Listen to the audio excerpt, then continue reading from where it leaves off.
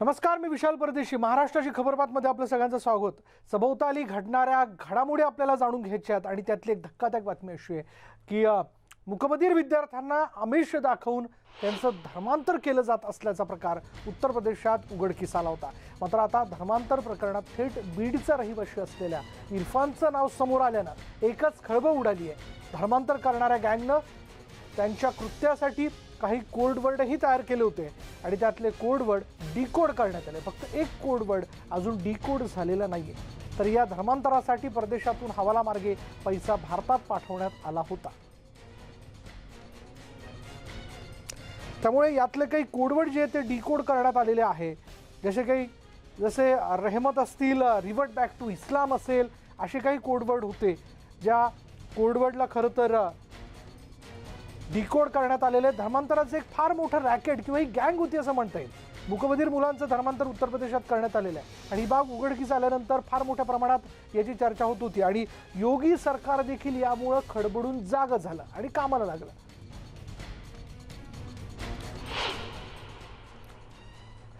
मुकबधीरांचं brain wash करून पैशांच्या आमिष दाखवून त्यांचं धर्मांतर केलं जात होतं आणि यासाठी कोडवर्डचाही वापर केला जात होता. हे नेमके कोडवर्ड काय होते, त्याचा अर्थ काय ते आपण जाणून घेऊयात. यामध्ये जर आपण पाहिलं तर पहिला codeword revert back to Islam program म्हणजेच धर्मांतराचा कोडवर्ड.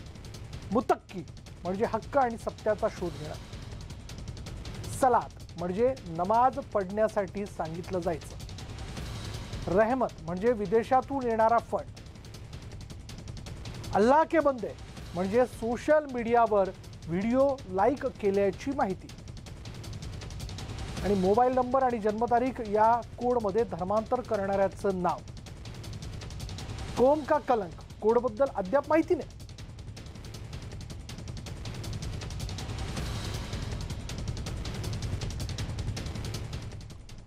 बरं, आता मुद्दा असा आहे की या कोडवर्डचा नेमका कसा वापर केला जात होता. हो, हे जाणून घेणं फार महत्त्वाचं आहे आणि याचबद्दल अधिक माहिती दिली आमचे प्रतिनिधी अजित सिंह यांनी.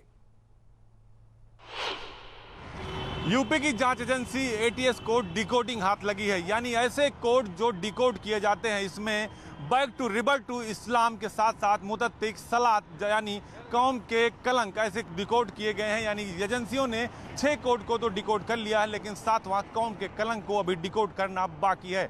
ऐसे में साफ है कि ये कौम के कलंक के पीछे कौन से बड़े लोग हैं, यानी कौन सी बड़ी एजेंसियां हैं जो देश में साजिश करना चाहती थी और धर्मांतरण के नाम पर सौहार्द बिगाड़ना चाहती थी.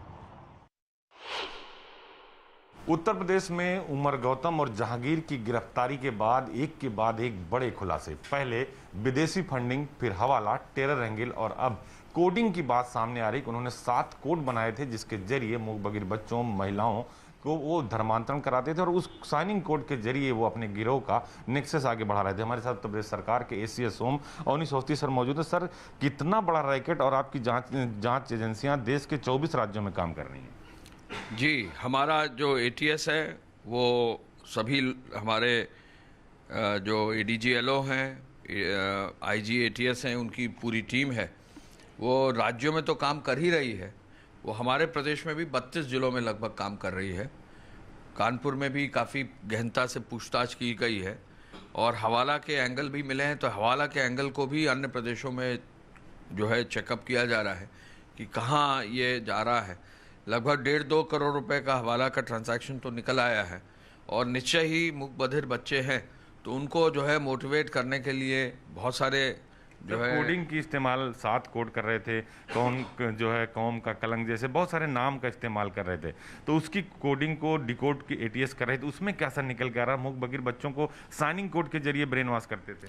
देखिए, ये तो शुरुआत में भी पिछली बार भी मैंने आपसे कहा था कि जो है इसमें धर्मांतरण के बाद जो है उनको ब्रेन वॉश इसलिए भी करते थे कि ब्रेन वॉश करने के बाद जो है उन्हीं को आगे बढ़ाकर विद इन दी मुकबधिर कम्युनिटी और भी लोगों को जो है इसके लिए वो लोग प्रोत्साहित कर सकें, उसको आगे बढ़ा सकें. उनको जो है इसके लिए कोड का इस्तेमाल करते थे. एटीएस जो है अभी काफ़ी गंभीरता से अब तो काफ़ी जांच पड़ताल हो गई है. आपने देखा कल 3 गिरफ्तारी और की हैं और 3 लोगों को जो है इनमें गिरफ्तार किया गया है. आगे भी इसमें जो है कार्रवाई चलेगी. लेकिन जैसा मैंने आपको पहले बताया कि ये जो है प्रदेश में धर्मांतरण के संदर्भ में पहला कानून पूरे देश में इस तरह का आया है। तो इस धर्मांतरण के कानून में स्पष्टता लिखा हुआ है कि कोई भी लोभ लालच से अगर कोई धर्मांतरण किया गया है तो वो गलत है, इलीगल है, उस पर बहुत सख्त दंड भी है। और मास कन्वर्शन यानी अगर सामूहिक अगर ऐसा किया गया है, और इस केस में तो ये ऑब्वियस है, तो इसमें जो है गंभीरतम सजा भी है। तो ऐसे में कार्रवाई बहुत सख्ती से की जा रही है।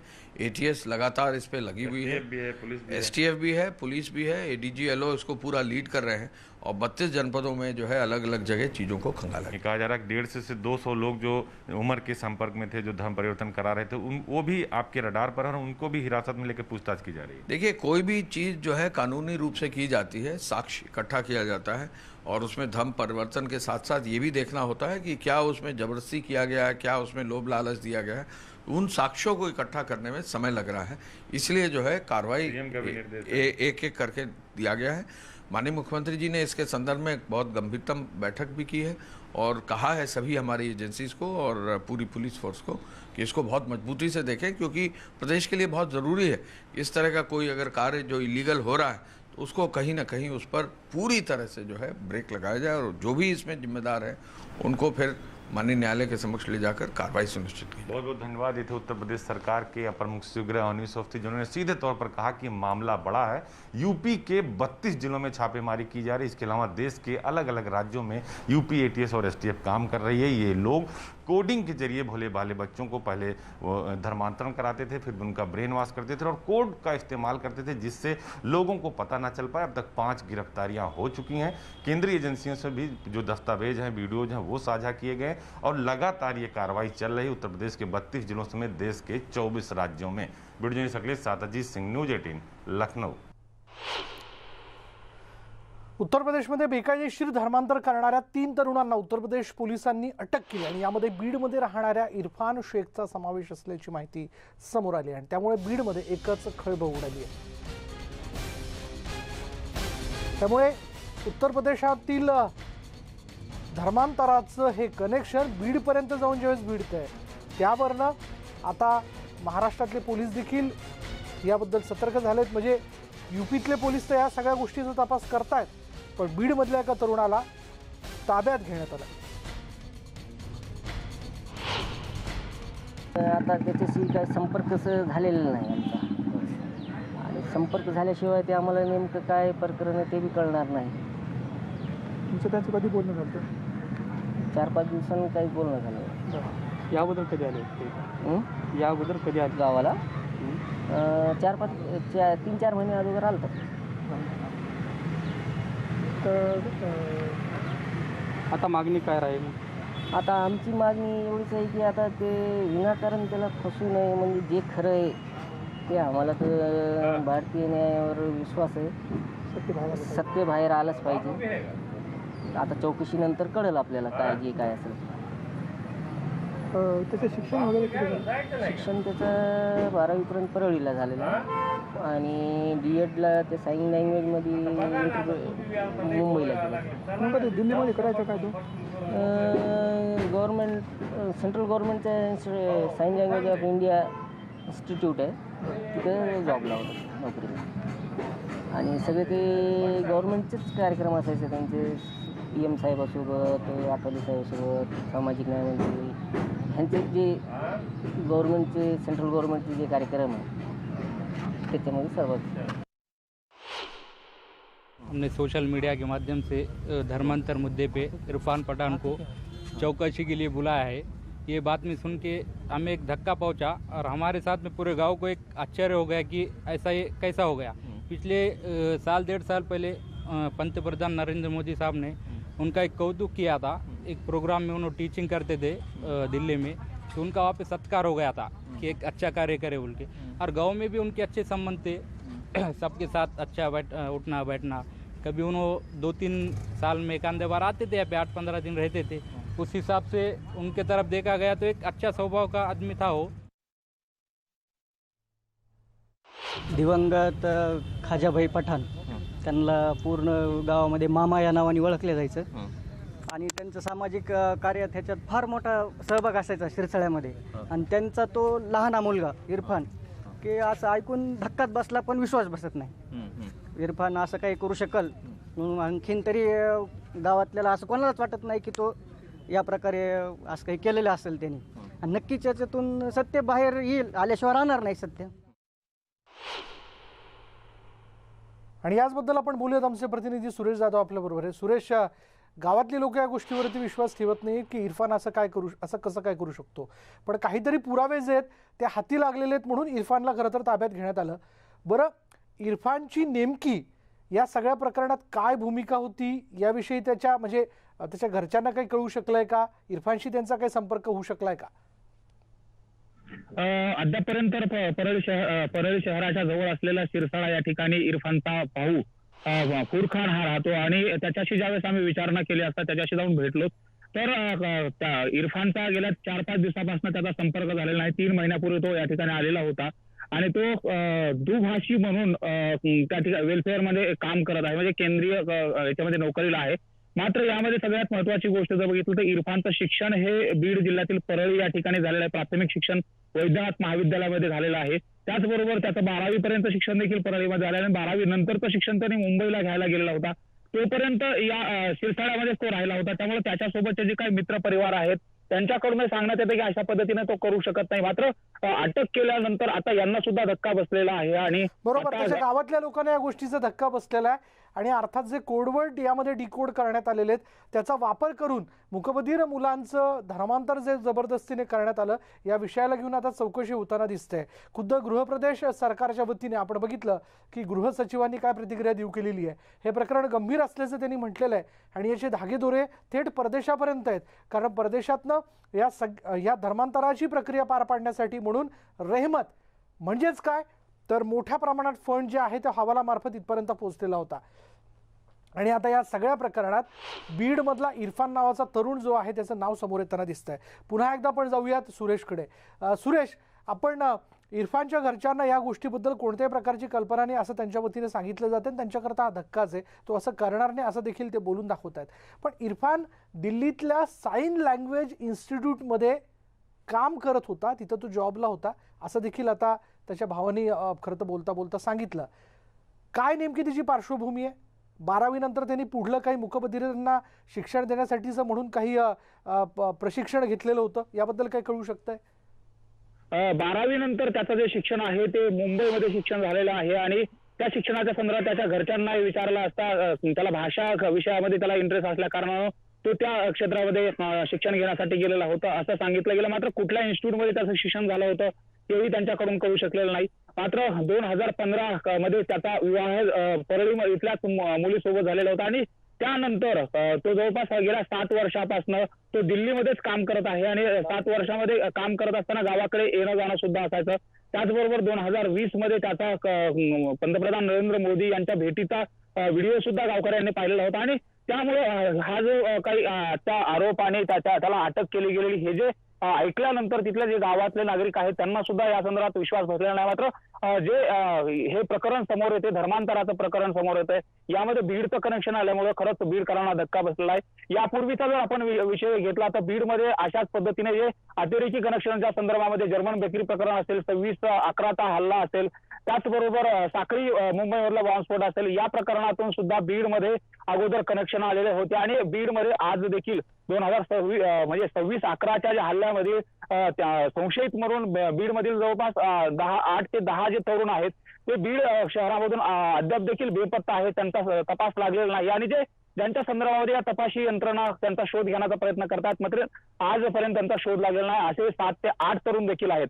त्यामुळं याचा हा जो काही आता देखील या प्रकरणामध्ये समावेश होतोय या इरफानच्या संदर्भामध्ये सुद्धा आता तिथं धक्का आणि त्याच्या कुटुंबाकडून मात्र इरफान कसा आहे काय आहे या बाबतीमध्ये चिंता व्यक्त केली जाते. विशाल, त्याच्या कुटुंबियांकडनं असं काही कळू शकलंय का की जेव्हा जेव्हा तो संपर्क करायचा, ज्यावेळेस तो यायचा तर त्याच्याकडनं काही गोष्टी त्यांना कळालेल्या होत्या किंवा तो नेमकं काय काम करतो, काय त्याच्या कामाचं स्वरूप आहे, याबद्दल काही त्यांना पुसटशी कल्पना आहे किंवा काही त्याबद्दल अधिक माहिती आहे? या संदर्भामध्ये त्याच्या भावाशी आणि त्याचे जे चुलत बंधू वगैरे आहेत त्यांच्याशी बोलणं झालं असता तो आल्यानंतर फक्त दिल्लीमध्ये नोकरी करत आहे एवढीच गोष्ट त्यांना सांगता येते आणि आज बोलत असताना देखील ते सांगतात की तो केंद्रीय यामध्ये नोकरीला आहे आणि तिथून आल्यानंतर आमच्याशी भेटतो, बोलतो. 3 महिन्यापूर्वी तो आलेला होता. त्यानंतर मात्र तो आलेला नव्हता. लॉकडाऊनचा कालावधी असताना सुद्धा तो इथं येऊन परळीमध्ये सर्वांची भेट घेऊन परत दिल्लीला गेलेला होता. त्यामुळं नेमकं इथं आल्यानंतर त्याचे जे मोठे बंधू आहेत ते शिरसाळा येथील शाळेमध्ये शिपाई म्हणून काम करतात. तसं पाहिलं तर इरफानचे जे वडील आहेत ते परळी शहराच्या जवळ असलेल्या शिरसाळ्यामधले ज्येष्ठ नागरिक म्हणून आणि विशेष म्हणजे तिथलच्या सगळ्या नागरिकांना विचारलं असता या कुटुंबाकडून अशा पद्धतीने कुठलीही गोष्ट आतापर्यंत केली गेली नाही आणि इरफानच्या संदर्भात सुद्धा अशी होऊ शकत नाही असं नागरिक म्हणतात.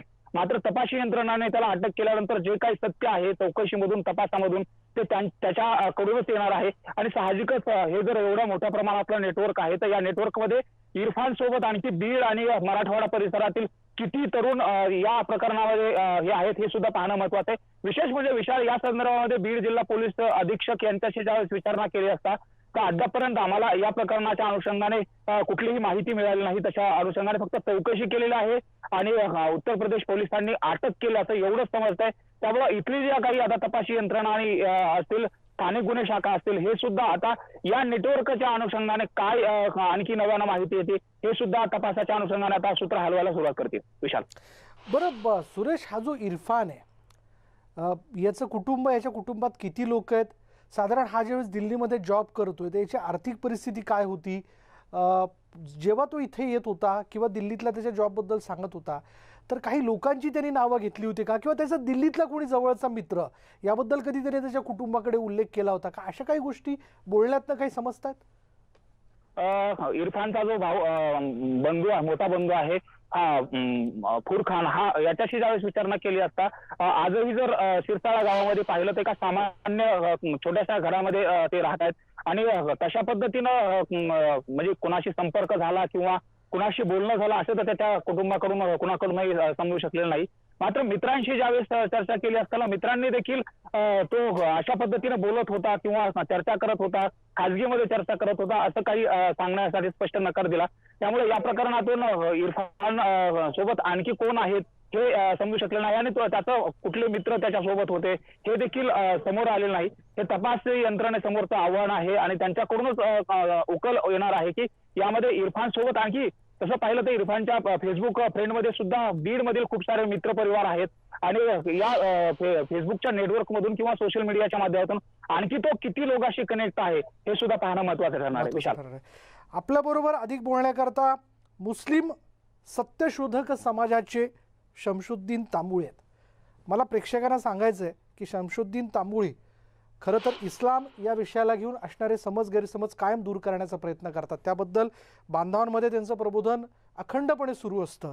म्हणून मला असं वाटतं या विषयाला घेऊन ते विश्लेषण फार उत्तम पद्धतीने करतील, त्यातले समज गैरसमज ते दूर करतील. शमशुद्दीनजी, खरं तर संविधानाने धर्माचं स्वातंत्र्य दिलेलं आहे, असं असताना बळजबरीने धर्मांतरण हा गुन्हाच आहे.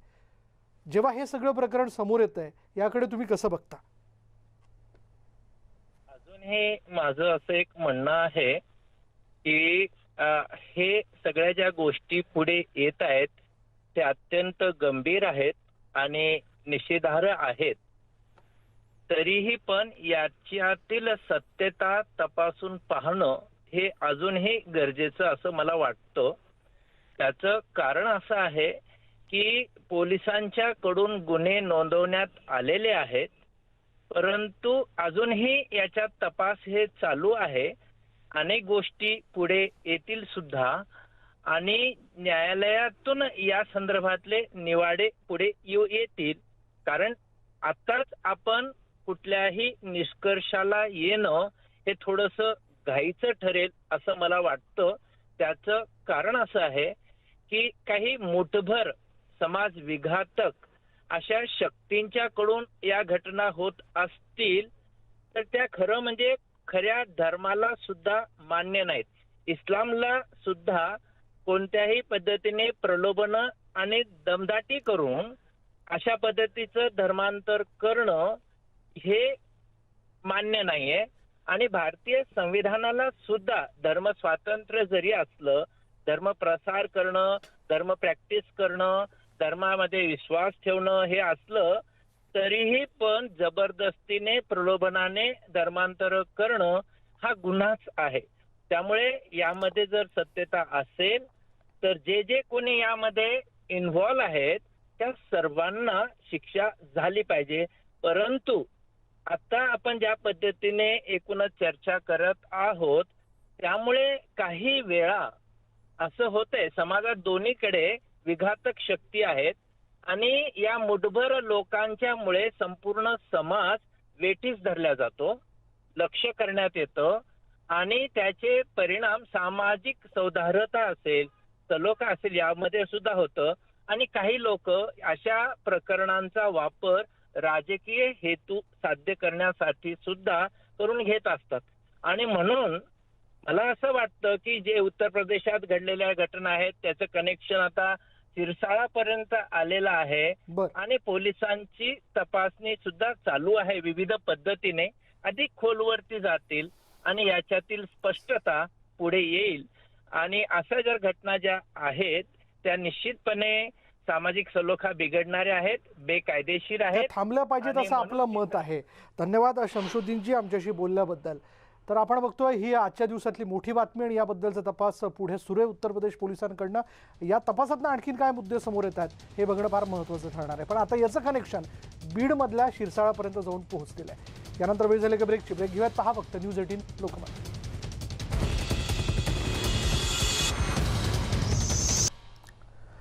ब्रेकनंतर पुन्हा एकदा आपण जाणून घेऊयात की दिल्ली आणि उत्तर प्रदेशात सुमारे 1000 जणांचं जबरदस्तीने धर्मांतर करण्यात आल्याची धक्कादायक माहिती गेल्याच आठवड्यात उघड झाली होती आणि त्यामुळे उत्तर प्रदेशातील योगी सरकार खडबडून जागं झालंय आणि त्यातच या प्रकरणात आंतरराष्ट्रीय कनेक्शनही समोर आलंय.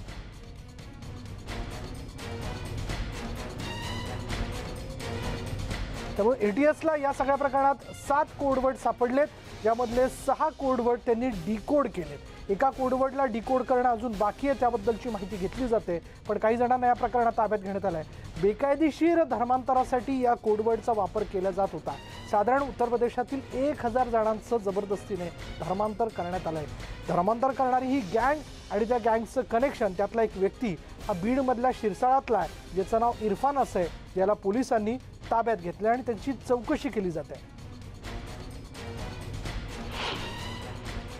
जनवरी 2010 से 14 जून 2021 तक इस्लामिक दावा सेंटर के खाते में कुल 1,82,83,910 रुपए खाते में आए हैं. इसमें से ज़्यादातर जमा की गई धनराशि कैश, चेक व विदेश से जमा किए गए हैं. भारी मात्रा में कैश डिपॉजिट और कैश विड्रॉल किया गया है और इन ट्रांजैक्शंस का हवाला नेटवर्क से भी संबंध होना विवेचना के दौरान प्रकाश में आया है. या धर्मांतरणाचं यूपी कनेक्शन नेमकं काय आहे याचा आढावा घेतलाय आमचे प्रतिनिधी अजित सिंह यांनी. यूपी एटीएस और एफटीएफ की जांच में बड़ा चौंकाने वाला खुलासा हुआ है. यूपी एटीएस को जो सबूत हाथ लगे हैं उसके मुताबिक मानव बम और आतंकी संगठन जैसे मोहम्मद के साथ साथ इस पूरे खेल में विदेशी फंडिंग की भी बात सामने आई है और साथ ही 4 ऐसे खाते डिटेक्ट किए गए हैं जिसमें करोड़ों रुपए उमर गौतम के खाते में भी आ गए हैं. ऐसे में साफ है कि कहीं ना कहीं ये पूरी एजेंसियां देश की राष्ट्रीय एजेंसियों के संपर्क में आकर जांच को आगे बढ़ा रही हैं.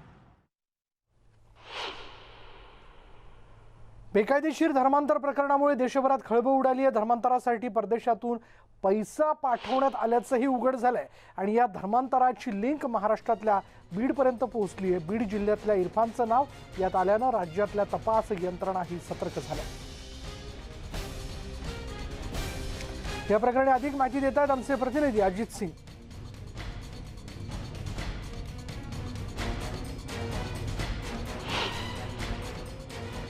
महाराष्ट्र के इरफान, जहांगीर गौतम, उमर गौतम की गिरफ्तारी के बाद कम से कम ये साफ हो गया कि ये गरीब महिलाओं और मूक बधिर बच्चों को टारगेट करते थे.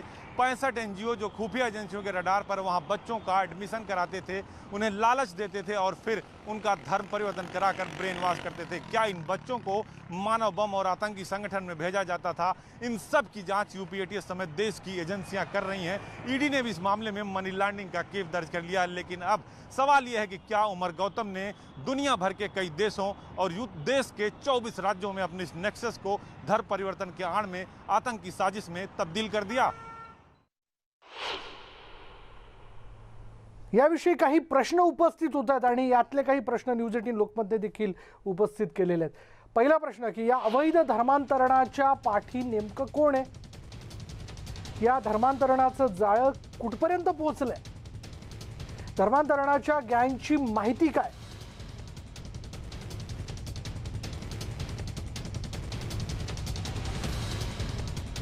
आतापर्यंत किती नागरिकांचं धर्मांतरण करण्यात आलं? परदेशातील धर्मांतरणाचं कनेक्शन काय? पोलिसांनी आतापर्यंत काय कारवाई केली आहे? आणि चौकशीत नेमकं काय समोर आलंय? धर्मांतरणाचं हे जाळं कुठपर्यंत पोहोचलंय? या गँगची माहिती काय? असे सगळे प्रश्न ज्याची उत्तरं जाणून घेणं फार महत्त्वाचं ठरणार आहे। आणि यामध्ये एक महत्त्वाची राजकीय घडामोड अशी आहे की शरद पवार वर्षा निवासस्थानी मुख्यमंत्र्यांची भेट घेण्याकरता म्हणून दाखल झालेले। कालची घडामोड जर आपण लक्षात घेतली तर काल संजय राऊत वर्षा या निवासस्थानी 1.5 तास त्यांनी मुख्यमंत्र्यांशी चर्चा केली आणि ही चर्चा केल्यानंतर ते शरद पवारांची भेट घेण्याकरता सिल्वर ओक बंगल्यावरती गेले होते।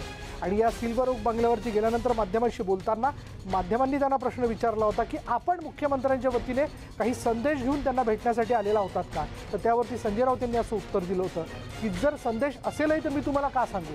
आणि आज आपण बघतोय की कालच्या सगळ्या घडामोडीनंतर आज खुद्द राष्ट्रवादी काँग्रेसचे सर्वेसर्वा अध्यक्ष शरद पवार हे मुख्यमंत्र्यांची भेट घेण्याकरता वर्षा निवासस्थानी दाखल झालेले आहेत। त्यामुळे कालच्या घडामोडींचं आजच्या या भेटीशी काही कनेक्शन आहे का? काही संबंध आहे का?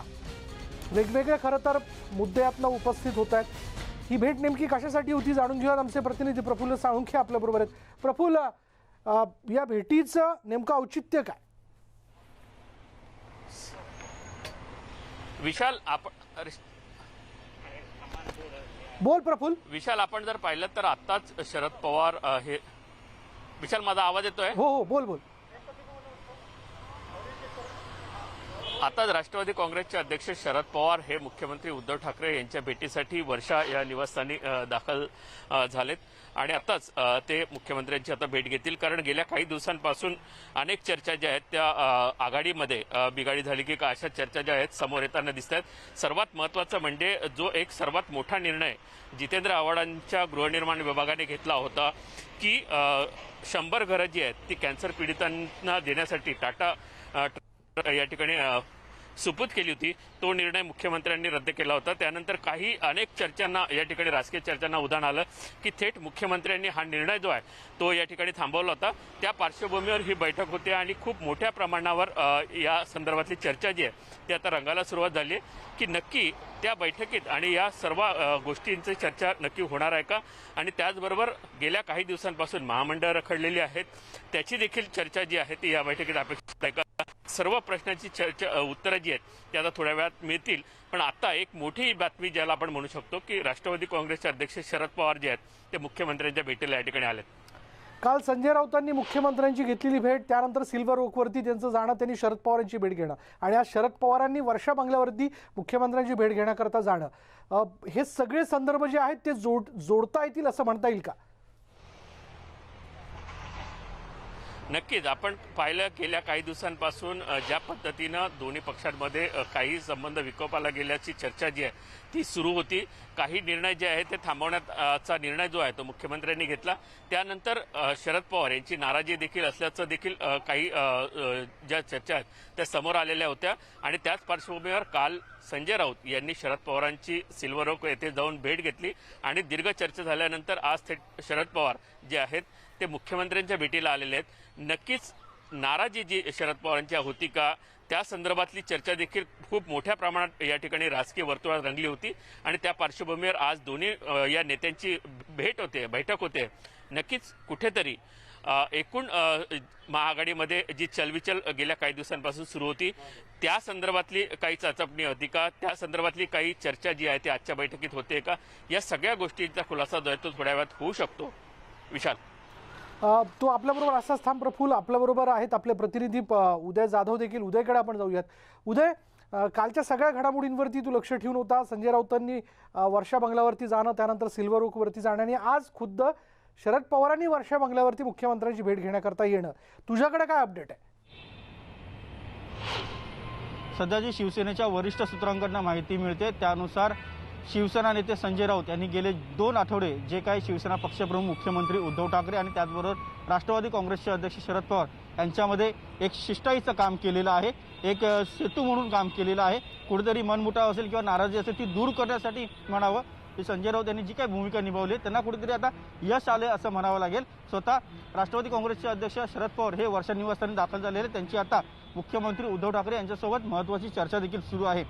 गेल्या 3 ते 4 आठवड्यांमध्ये साधारणतः राष्ट्रवादी काँग्रेस आणि शिवसेना महाविकास आघाडीतल्या 2 प्रमुख पक्षांमध्येच ऑलवेल नसल्याचं चित्र जे आहे ते समोर आलं होतं. त्यात एक महत्त्वाचा मुद्दा होता तो म्हणजे राज्यातील जे काही लॉकडाऊनचे निर्बंध जे आहेत ते अधिक वाढवण्यात आले, तो एक प्रमुख मुद्दा आहे. त्याचबरोबर कॅबिनेट मंत्री गृहनिर्माण मंत्री जितेंद्र आव्हाड यांचा जो कॅन्सरग्रस्त पेशंटच्या नातेवाईकांसाठी घरं निर्माण जो करणार तो प्रकल्प होता, तो प्रकल्प जो आहे तो इतरत्र स्थलांतरित करण्यात आला होता, परस्पर त्याला स्थगिती देण्यात आली होती.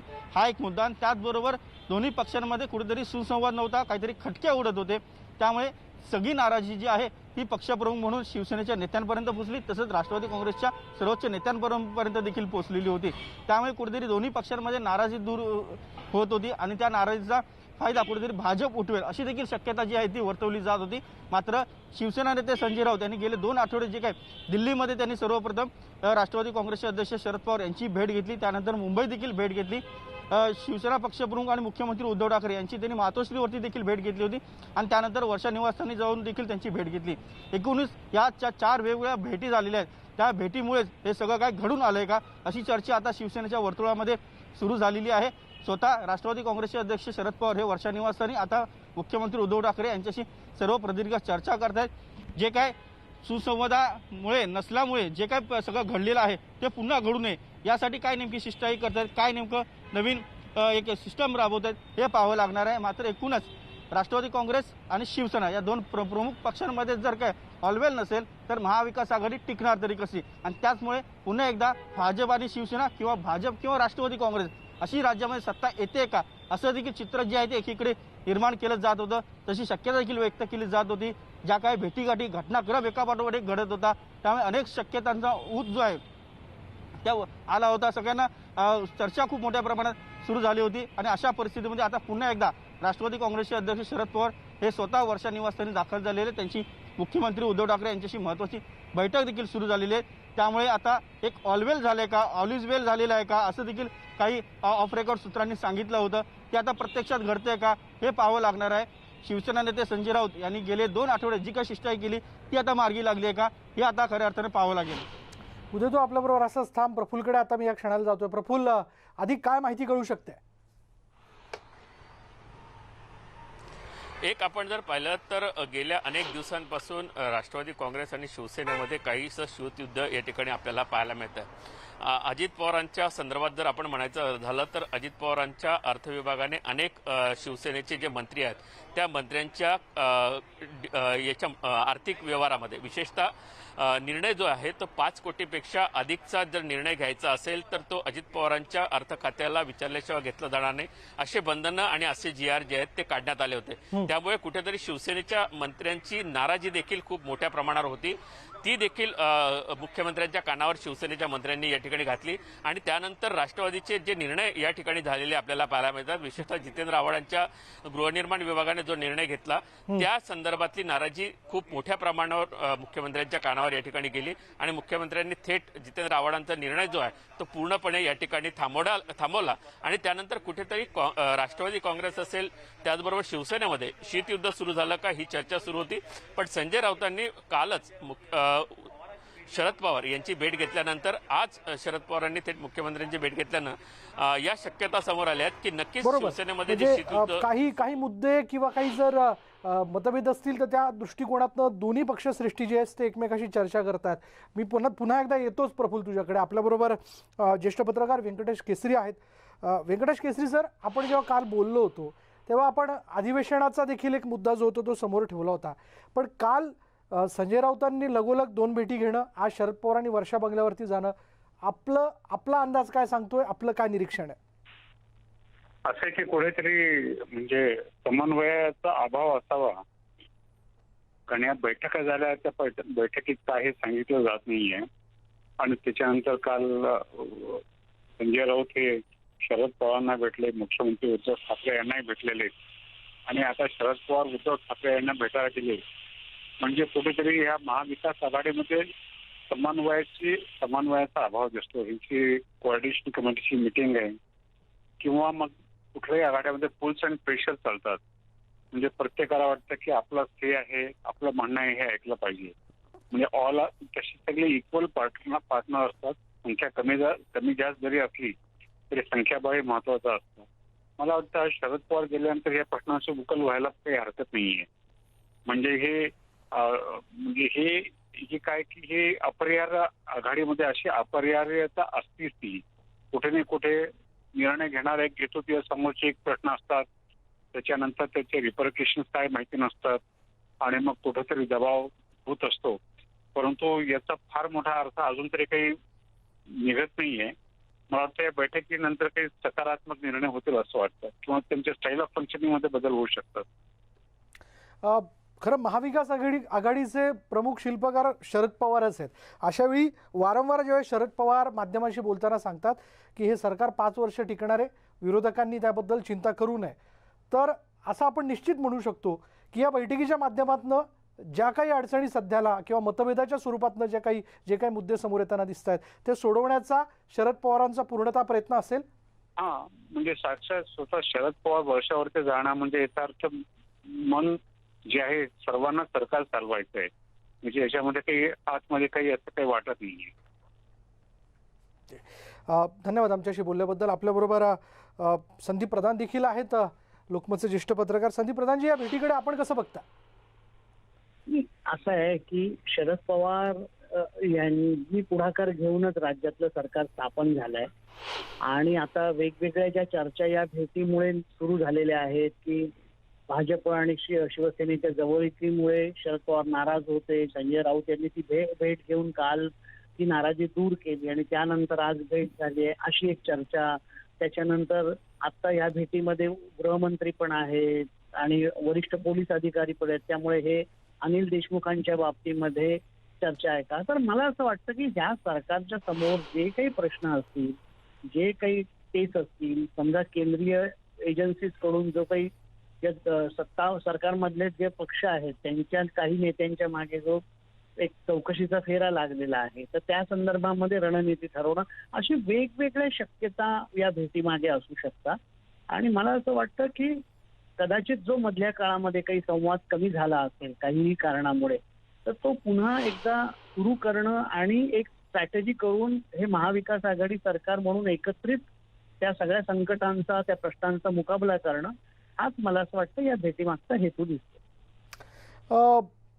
येणारं अधिवेशन याही अनुषंगाने विरोधक वारंवार काही प्रश्न उपस्थित करताना दिसतात किंवा विरोधकांची देखील या 2 दिवसाची रणनीती असू शकते। अर्थात कालावधी कमी हा आरोप त्यांनी पहिलेच लावलाय, त्या अनुषंगाने देखील शरद पवार मुख्यमंत्र्यांशी काही चर्चा करू शकतात।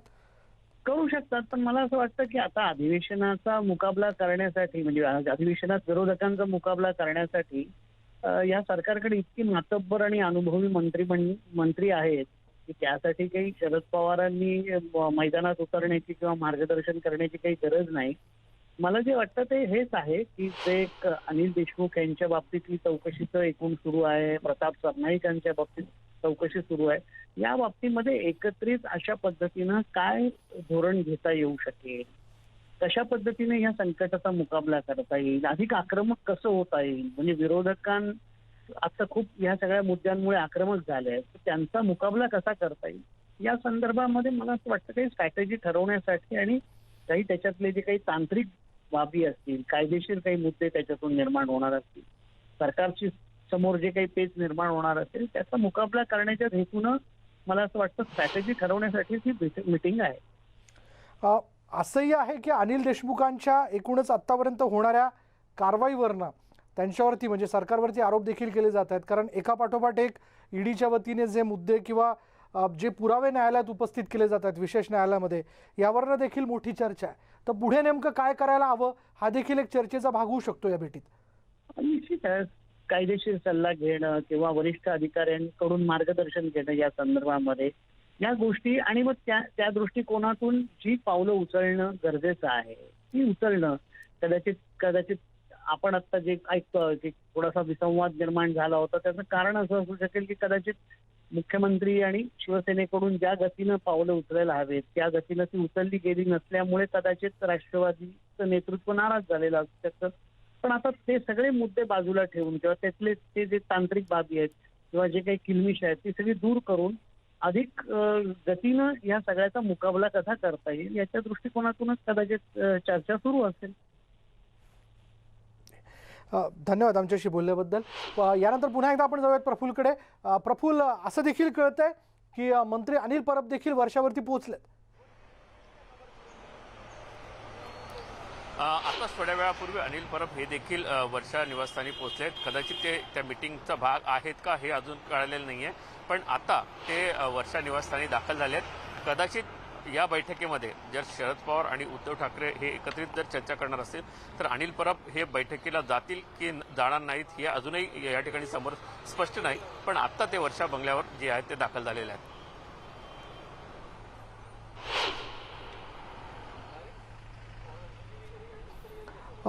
अनिल परब देखील या ठिकाणी आपण पोहोचल्याचं बघतोय प्रफुल्ल. पण साधारण तू जसं सांगत होतास की वेगवेगळे मुद्दे असू शकतात. मग ते महाविकास आघाडीमधील विसंवादाचा मुद्दा असेल, काही निर्णय घेणं, ते मुख्यमंत्र्यांनी पुन्हा माघारी घेणं किंवा ते रद्द करणं हा देखील एक मुद्दा असेल, किंवा जसं तू म्हणालास की अजित पवारांच्या अर्थ खात्याकडून घेण्यात आलेले काही निर्णय त्या संदर्भात निघालेले GR, हा जो एक मुद्दा आहे यावरनं फार मोठ्या प्रमाणात महाविकास आघाडीतले आमदार किंवा मंत्री नाराज आहेत का? एक गोष्ट या ठिकाणी आहे, जर आपण 4 मेचा जरी GR पाहिला तर या GR मध्ये अनेक गोष्टी या ठिकाणी स्पष्ट करण्यात आलेल्या आहेत की जर एखाद्या विभागाला 5 कोटी रुपयांपेक्षा अधिकचं काम करायचं असेल तर त्याला अर्थ खात्याची मंजुरी या ठिकाणी घ्यावी लागते. त्याच पद्धतीचा निर्णय जो आहे तो सार्वजनिक बांधकाम विभागाला देखील लागू करण्यात आलेला आहे आणि तशाच पद्धतीचा साजेसा निर्णय सार्वजनिक बांधकाम विभागाला देखील करण्यात आलेला आहे की कुठलाही प्रकल्प असेल तर त्याची आधी मान्यता जी आहे ती अर्थ विभागाकडनं या ठिकाणी घ्यावी लागेल. हे सगळे निर्णय जे आहेत ते कुठेतरी मंत्र्यांना कमालीचा हस्तक्षेप या ठिकाणी वाटतोय आणि कदाचित म्हणूनच अजित पवार यांच्या विरोधातची नाराजी आहे ती मुख्यमंत्र्यांपर्यंत पोहोचवण्यासाठी शिवसेनेच्या मंत्र्यांनी प्रयत्न केला आणि तो देखील एक मोठा मुद्दा जो आहे तो या ठिकाणी असू शकतो. एक भावना देखील छुप्या पद्धतीने व्यक्त होताना दिसते आमदारांमधनं की अजित पवारांची कामाची एकूण शैली लक्षात घेता झटपट त्यांनी निर्णय घेणं, पण त्या निर्णयामध्ये त्यांचा वेग जरी अधिक असला तरी प्रत्यक्ष अप्रत्यक्षरित्या अख्ख्या मंत्रालयाचा ताबा घेतलाय, अशी देखील एक नाराजी सगळ्यांमध्ये आहे का? एक सर्वात महत्त्वाचा विषय की महाआघाडीचं सत्तेचं वाटप जे झालं त्यावेळी स्पष्ट करण्यात आलं होतं की कुठल्याही मंत्र्याच्या कारभारामध्ये कोणीही हस्तक्षेप करणार नाही. या पद्धतीनं जर कामकाज या ठिकाणी सर्व सुरळीत असताना वेगवेगळे GR ज्या पद्धतीनं अर्थ विभागाकडनं काढले जात आहेत त्याची नाराजी शिवसेनेमध्ये आहे, तशीच काँग्रेसमध्ये देखील आहे. शिवसेनेच्या मंत्र्यांचं तर थेट म्हणणं आहे की जो GR आमच्यासाठी लागू होतो तो राष्ट्रवादीच्या मंत्र्यांसाठी का लागू होत नाही. ही चर्चा जी आहे ती अनेक मंत्र्यांनी बोलून दाखवलेली आहे. त्यामुळे कुठेतरी आपण जर पाहिलं तर ही नाराजी जी आहे ती शिवसेनेच्या मंत्र्यांमध्ये आहे, तशी काँग्रेसच्या काही मंत्र्यांमध्ये देखील आहे. या सगळ्या गोष्टींमध्ये हे जे GR या ठिकाणी समोर आले आहेत त्याविषयी चर्चा ही मुख्यमंत्र्यांच्या कानावर गेली आहे आणि मुख्यमंत्र्यांनी देखील त्यांची दखल घेतली आहे. हे शिवसेनेचे मंत्री देखील खासगीत बोलतातच. पण मग यामध्ये अनिल देशमुखांच्या भोवती आपण बघतोय की ईडीची होणारी कारवाई यावरनं विरोधक वारंवार महाविकास आघाडीला काय म्हणूयात की घेऱ्यात पकडण्याचा प्रयत्न करतात. त्यावरनं देखील ते आरोप करताना दिसत आहेत. या विषयाला देखील घेऊन पुढे नेमकं काय आपण केलं पाहिजे या मुद्द्याला घेऊन शरद पवार मुख्यमंत्र्यांशी चर्चा करू शकतात. नक्कीच विशाल, हा देखील महाआघाडी समोरची सगळ्यात मोठी डोकेदुखी आजच्या घडीला आपण पाहतोय. कारण सर्वात महत्त्वाचं म्हणजे ज्या पद्धतीनं अनिल देशमुख असतील, अनिल परबांवर सावट आहे, त्याचबरोबर प्रताप सरनाईकांच्या संदर्भातली भूमिका घेतली जाते. भाजपाने तर थेट अजित पवारांच्या संदर्भात CBIचा ठराव या ठिकाणी राजकीय ठराव जो आहे तो मंजूर केलेला आहे. या सगळ्या गोष्टी कुठेतरी नक्कीच महाआघाडीसाठी एक डोकेदुखी आहे आणि या संदर्भातला सामना जो कसा करायचा, महाआघाडीत कुठलाही पक्ष जो आहे तो एकटा करणार नाही. त्यामुळे एकत्रितपणे या ठिकाणी कसं सामोरं जायचं हा देखील महत्त्वाचा मुद्दा जो आहे तो महाआघाडीला याचा विचार करावा लागेल आणि कदाचित आजच्या बैठकीत त्यावर देखील चर्चा होऊ शकते. बरं, महाविकास आघाडी म्हटल्यानंतर आपण हा देखील एक मुद्दा लक्षात घेतो की वारंवार शिवसेना आणि राष्ट्रवादी या दोन्ही पक्षांचे नेते चर्चेसाठी समोर येताना दिसतात. काँग्रेस मात्र या सगळ्या याच्यातनं बाजूला असते. अर्थात त्यांची नाराजी त्यांनी वारंवार स्वबळाची हाक देणं यातनं आपली नाराजी व्यक्त केलेली आहे. पण अर्थात निवडणुका काही जवळ नाही आहेत. स्वबळाची हाक कोणी देऊ शकतं कार्यकर्त्यांमध्ये उत्साह निर्माण करण्याकरता. पण ह्या ज्या तक्रारी आहेत ह्या काँग्रेसच्या देखील या दोन्ही पक्ष सृष्टींच्या वतीने लक्षात घेतल्या जाऊ शकतात का? नक्कीच आपण जर पाहिलं तर सगळ्यात मोठं म्हणजे की दबावाचं राजकारण महाआघाडीमध्ये कायम होत राहणार आहे. कारण सत्तेमध्ये सहभाग जो आहे तो प्रत्येकाला या ठिकाणी हवा आहे. आता जरी तू म्हणत असलं की आता निवडणुका नाहीत, पण सर्वात महत्त्वाचं म्हणजे महामंडळाचे अध्यक्ष आहेत, उपाध्यक्ष आहेत, सदस्य नेमण्याचा विषय आहेच. हाच फॉर्म्युला जो आहे तो महाआघाडी ठरताना करण्यात आला होता. तो फॉर्म्युला बदलावा का या संदर्भातली भूमिका देखील काँग्रेस राष्ट्रवादीने या ठिकाणी घेऊन पाहिली होती, पण शिवसेनेने त्याला दाद दिली नाही अशी चर्चा आहे. पण त्याचबरोबर जर आपण पाहिलं तर पुढे 10 महानगरपालिका मार्च 2022 मध्ये 10 महानगरपालिकांच्या निवडणुका आहेत. आज जरी त्याची चर्चा नाही झाली तरी देखील 5 महानगरपालिकांची चर्चा जी आहे ती तर या ठिकाणी करावीच लागणार आहे. कारण जर 5 जिल्हा परिषदांच्या निवडणुका पुढे जात असतील तर नक्की पुढच्या त्या निवडणुकांचं काय करायचं हे देखील अनेक प्रश्न जे आहेत ते महाआघाडीमध्ये आहेतच. बरोबर. पण आता ही बैठक जी आहे साधारण आपण जर लक्षात घेतलं तर शरद पवारांना मुख्यमंत्र्यांच्या भेटीला जाऊन 20 ते 25 मिनिटं होऊन गेलेले आहे. काल आपण पाहिलं की संजय राऊतांनी 1.5 तास मुख्यमंत्र्यांबरोबर चर्चा केली आणि त्यानंतर ते सिल्वर ओकवरती गेले. पण त्यांचं एक विधान फार सूचक होतं. त्यांनी असं म्हटलं, म्हणजे माध्यमांनी त्यांना असं विचारलं की काही संदेश घेऊन आपण शरद पवारांना भेटण्यासाठी गेला होतात का? तर संजय राऊत त्यांच्या शैलीमध्ये म्हणाले, जर संदेश असेलही तर मी तुम्हाला का सांगू. म्हणजे याचा अर्थ काहीतरी संदेश होता आणि त्या संदेशानंतरच आजची बैठक होते असं म्हणता येईल का? नक्कीच आपण जर पाहिलं तर 2-3 गोष्टी या ठिकाणी आहेत की एक तर ज्या पद्धतीनं राष्ट्रवादीची नाराजी होती तो विषय देखील आहे.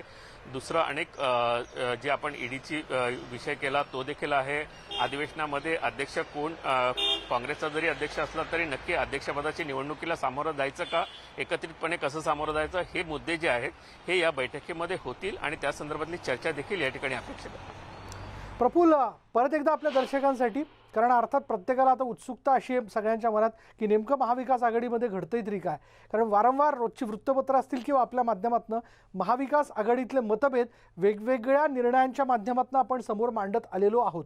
त्यामुळे अर्थात सगळ्यांना ही देखील सगळ्यांच्या मनात हा एक प्रश्न आहे की ज्या महाविकास आघाडीचे शिल्पकार शरद पवार आहेत ते आता ह्या सगळ्या समस्या सोडवण्यासाठी आघाडी घेतील का?